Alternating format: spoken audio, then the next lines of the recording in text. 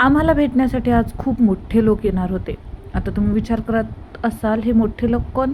तर हे मोठे लोक आहेत पुणेकर, म्हणजेच मैडी. प्लॅन कसला? सरळ आम्ही गार्डनमध्ये भेटायचं ठरवलं.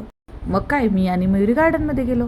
गार्डनमध्ये गेल्यानंतर आम्ही काय बघितलं, सगळीकडे फोटो सेशन चालू आहे. कोणी रील्स करत आहे तर कोणी पोज देत फोटो करत आहे. पण आम्ही मात्र बेंचवर बसून फक्त त्यांच्याकडे बघत होतो. आपल्या परभणीच्या गार्डनमध्ये खूप बदल देखील झालेला आहे. खूप साऱ्या नवनवीन गोष्टी मला तिथे पाहायला भेटल्या. पण आम्ही दोघी मात्र अजूनही जशा होतो तशाच आहोत. आम्ही गार्डनच्या 2-3 राऊंड देखील मारले. त्यानंतर पुन्हा एक बेंच पकडला, त्याच्यावरती बसलो आणि गप्पा मारल्या.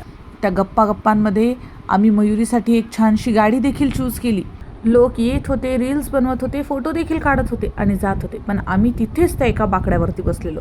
आणि यामुळेच की काय, आम्ही जास्त जाड होतोय. कारण आम्हाला एका ठिकाणी बसवलं की आम्ही तासनतास त्याच ठिकाणी बसून असतो. कुठे इकडे तिकडे हालचालच करत नाहीत.